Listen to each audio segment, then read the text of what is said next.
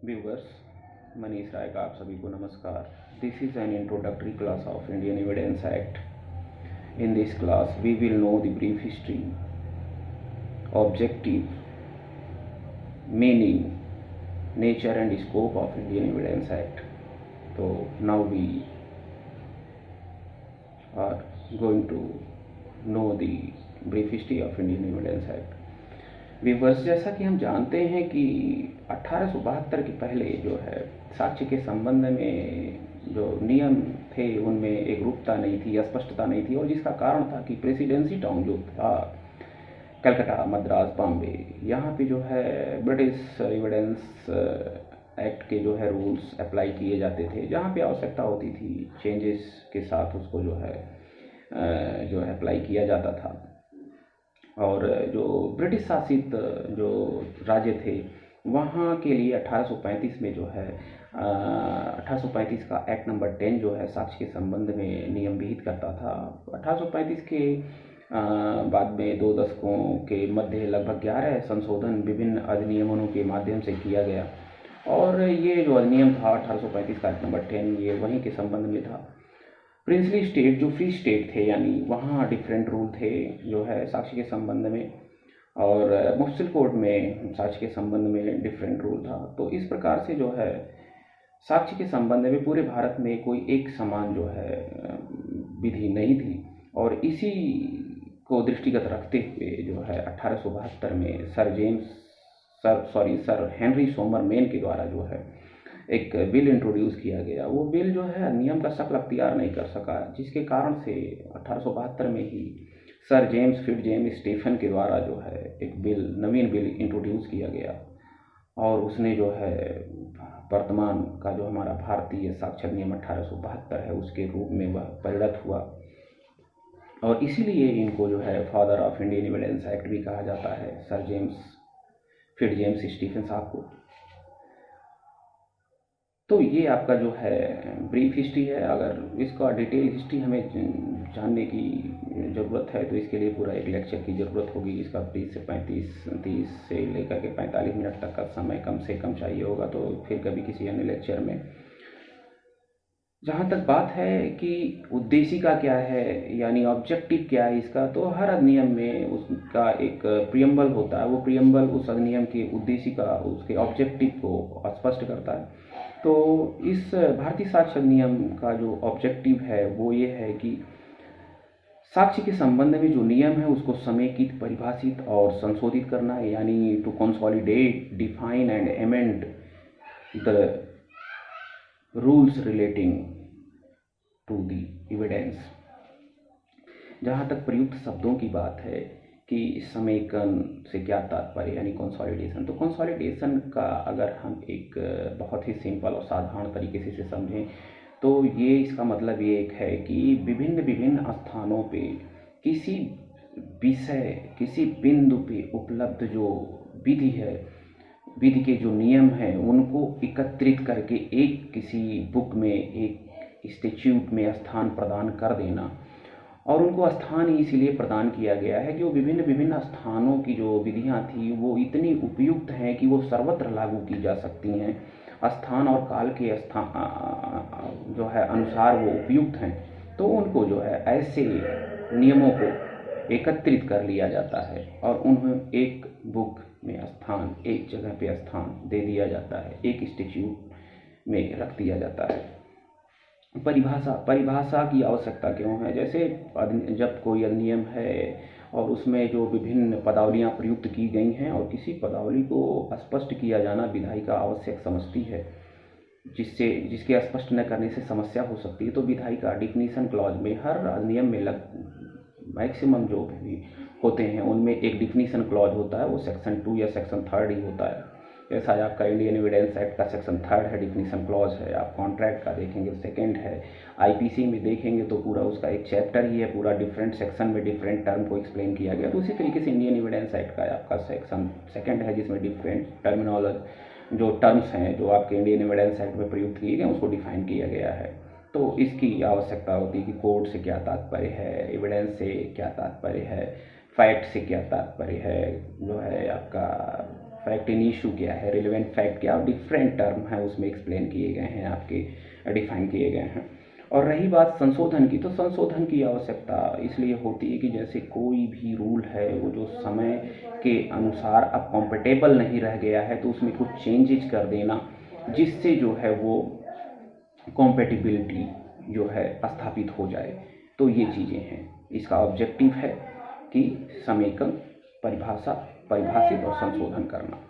जहाँ तक बात है कि मीनिंग क्या है, तो मीनिंग को अगर हम लोग देखें तो जो है हम लोग डिटेल में डिफिनीशन क्या है, इसको जब हम लोग डिफिनीशन क्लॉज पढ़ेंगे इंडियन एविडेंस एक्ट का तब देखेंगे।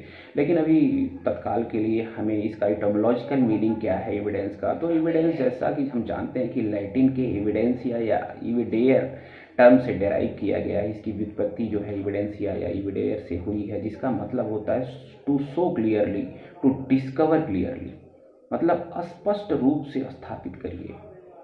स्पष्ट रूप से स्थापित करने का मतलब क्या होता है, जब कहीं कोई विवाद उत्पन्न होता है तो जो है मामले को, विवाद का जो विषय है उसको जो है पक्षकारों को, न्यायालय को जो है संतुष्ट करते हुए न्यायालय संतुष्ट हो जाए कि हाँ ये जो है इनके द्वारा इस तथ्य को स्थापित कर दिया गया है, साबित कर दिया गया है। अब लेकिन अब साबित कर दिया गया है, यहीं पे फिर एक समस्या आती है जब लोग जो है एविडेंस को और प्रूफ को इंटरचेंजेबली यूज़ करते हैं, सिनोनिमसली यूज़ करते हैं, जबकि ऐसा नहीं है, दोनों में बहुत बड़ा अंतर है। जैसा कि अगर हम प्रूफ को समझने की कोशिश करें तो प्रूफ उद्देश्य है और साक्ष्य आपका माध्यम है। इससे भी बात नहीं बनती कि एविडेंस माध्यम है और सबूत यानी प्रूफ जो है उद्देश्य है, एंड है। तो हम इसको दूसरे तरीके से जानते हैं कि प्रूफ क्या है। प्रूफ में का तात्पर्य ये है कि उचित विधिक प्रक्रिया के माध्यम से किसी तथ्य को न्यायालय की संतुष्टि तक स्थापित करना, यानी इस हद तक स्थापित कर देना कि न्यायालय संतुष्ट हो जाए। अब ऐसा तथ्य जो न्यायालय की संतुष्टि के अंतर्गत स्थापित हो चुका है उसे हम प्रूफ कहेंगे। लेकिन साक्ष्य क्या है? किसी मामले में जब न्यायालय इंक्वायरी करता है, उस इंक्वायरी के अनुक्रम में किसी तथ्य को साबित न साबित करने के अनुक्रम में जो तथ्य प्रस्तुत किए जाते हैं वो तथ्य आपके क्या हो सकते हैं? टेस्टिमनी हो सकता है, यानी गवाही हो सकती है, डॉक्यूमेंट हो सकता है। वो सब क्या कहलाते हैं? एविडेंस कहलाते हैं। जैसे कि कोई भी ऐसा तथ्य जो न्यायालय के समक्ष विचारार्थ विषय यानी फैक्ट इन इशू, या उस फैक्ट इन इशू के कोई रिलेवेंट फैक्ट के अस्तित्व या अनस्तित्व को साबित करने के उद्देश्य से न्यायालय में प्रस्तुत किया जा रहा है, उसे साक्ष्य कहते हैं। अब जैसे सपोज दैट ए ने बी का मर्डर किया है, ये चार्ज है ये पे। सी कह रहे हैं कि ए के द्वारा जब बी की मृत्यु कारित की जा रही थी उस समय घटनास्थल पे मैं था। यह क्या है? न्यायालय में अगर न्यायालय के बुलाने पे न्यायालय यह अपेक्षा करता है, ठीक है, तो उन्होंने अगर ये गवाही दी है सपोज दैट, तो ये क्या हुआ? यह साक्ष्य है। अभी जो वो कह रहे हैं कि हम वहाँ पे घटनास्थल पे उपस्थित थे, ये साक्ष्य है। अब इस कथन को, यानी ये कथन एक तथ्य है, इस तथ्य को अगर न्यायालय की संतुष्टि तक साबित कर दिया जाए, यानी न्यायालय इस चीज को मान ले कि हाँ जो सी के द्वारा कहा जा रहा है कि घटनास्थल पे वह उपस्थित थे, तो वो तथ्य सब जो है प्रूफ का शक्ल अख्तियार कर लेगा, तब अख्तियार कर लेगा, नहीं तो केवल साक्ष्य है अभी। तो साक्ष्य माध्यम है और सबूत यानी प्रूफ क्या है? उद्देश्य है। इस तरीके से अब जैसे विधि निर्माण, न्यायपालिका की स्थापना और जो है न्याय की संकल्पना के मध्य जो है न्यायालय का कार्य दोहरा है, द्विस्तरीय है। जैसे विवादित मामले के तथ्यों को स्थापित करना, to ascertain the fact of dispute, और विवाद के तथ्यों को निर्धारित करने के पश्चात, असरटेन करने के पश्चात सब्सटेंटिव लॉज के रूल्स को अप्लाई करते हुए मामले का निर्णय कर देना। तो अब ये सब्सटेंटिव लॉ क्या है? सब्सटेंटिव लॉ से तात्पर्य है ऐसा लॉ जो व्यक्ति के अधिकारों, दायित्वों और कर्तव्यों का निर्धारण करता हो। अब जैसे आपकी आईपीसी है, सब्सटेंटिव लॉ है, कॉन्ट्रैक्ट है, सब्सटेंटिव लॉ है, टीपीए है, सब्सटेंटिव लॉ है। आपका इस प्रकार से बहुत सारी विधियां हैं जो आपकी ये सब्सटेंटिव लॉज हैं। ये व्यक्ति के अधिकारों, दायित्वों और कर्तव्यों, इन सब का निर्धारण करती हैं। अब फिर एविडेंस को कहा जाता है कि प्रक्रियात्मक विधि है, प्रोसीजरल लॉ है, एडजेक्टिव लॉ है। अब प्रोसीजरल लॉ, एडजेक्टिव लॉ, ये तो प्रोसीजरल लॉ से तात्पर्य है ऐसी विधियां जो मौलिक विधियों के अंतर्गत दिए गए अधिकारों, कर्तव्यों और दायित्वों को लागू करवाती हैं। यानी न्यायालय जिन नियमों का सहारा लेते हुए विवाद का निर्धारण करता है, तथ्यों का निर्धारण करता है और उन तथ्यों पे फिर मौलिक विधियों को लागू करते हुए निर्णय देता है, वो प्रक्रियात्मक विधियां होती हैं। अब जैसे आपकी सीआरपीसी दांडिक मामलों में प्रक्रियात्मक विधि है, सीपीसी दीवानी मामलों में प्रक्रियात्मक विधि है। लेकिन आपके जो है इंडियन एविडेंस एक्ट का नेचर बड़ा डिफरेंट है, बड़ा अनोखा नेचर है इसका नेचर अनोखा इसलिए है क्योंकि यह sister law of CPC and CrPC कहलाता है। यह दोनों ही मामलों में लागू होता है, चाहे सिविल मामला हो चाहे दांडिक मामला हो। तो यह एक प्रोसीजरल लॉ है। यह एक सेक्शन 115 जो है 115 है जो स्टॉपेल के संबंध में प्रोविज़न करता है, वो कुछ प्रोविजंस को छोड़ दिया जाए तो ये प्रोसीजरल है। एक सेक्शन 115 का नेचर जो है वो सब्सटेंटिव है, तो ये प्रोसीजरल लॉ है। एक चीज़ और बात आती है कि जो है आपका ये इंडियन एविडेंस एक्ट है, ये लेक्स लोसी है, यानी लेक्स फोरी है, लॉ ऑफ द फोरम है। यानी फोरम से तात्पर्य न्याय निर्णयन का कार्य करने वाले जो मंच हैं वहाँ की ये विधि है।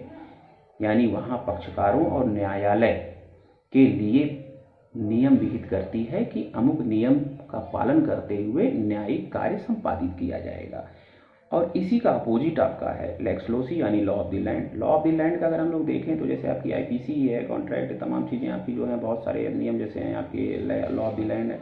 लॉ ऑफ द लैंड से तात्पर्य है कि जो है अब जैसे हम लोगों ने बहुत पहले जो है हज जब था तो एक स्लोगन उसका था कि wherever you go our network will follow. आप जहाँ कहीं जाएंगे हमारा नेटवर्क आपको फॉलो करेगा। तो सब जो ये लॉ ऑफ द लैंड का जो नेचर है, लॉ ऑफ लेक्स लोसी का जो नेचर है, ये फॉलो करता है। जैसे मान लीजिए कोई व्यक्ति जो है जा करके फॉरेन में कोई ऐसा अपराध करे जो वहाँ पे अपराध नहीं है लेकिन भारत में है, तो ये नहीं कह सकता कि चूंकि वहाँ पे अपराध नहीं है इसीलिए मुझे दंडित नहीं किया जा सकता, अगर मैंने इंडिया में किया होता तो अपराध होता। तो नहीं, ऐसा नहीं है, क्योंकि ये जो wherever you go our network will follow you, तो ये नेचर है लॉ ऑफ द लैंड का। जबकि प्रोसीजरल लॉ का जो ये लेक्स फोरी का नेचर ये नहीं है। मान लीजिए कोई कॉन्ट्रैक्ट इंडिया में होता है और जुडिशियल प्रोसीडिंग चलती है अमेरिका में, अब वो जुडिशियल प्रोसीडिंग अमेरिका में चल रही है तो लॉ ऑफ द फोरम क्या होगा? अमेरिका का जो एविडेंस के संबंध में लॉ है वो लॉ ऑफ द फोरम होगा। इंडियन एविडेंस एक्ट वहाँ अप्लाई नहीं होगा। तो व्यूअर्स, आज के लिए इतना ही। आप सभी को धन्यवाद। बाकी नेक्स्ट वीडियो में